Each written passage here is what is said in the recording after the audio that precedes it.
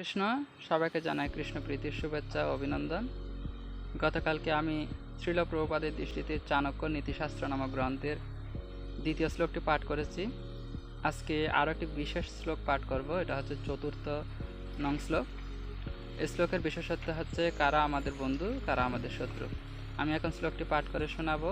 আমার সংস্কৃত পাঠ করাতে যদি কোনো ধরনের ভুল হয়ে থাকে উচ্চারণে, আপনারা অবশ্যই ক্ষমা সুন্দর দৃষ্টিতে দেখবেন। তাহলে শুরু করা যাক শ্লোকটি।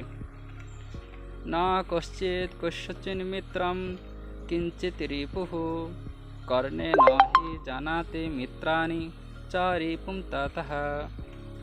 আমি অনুবাদ পাঠ করতেছি।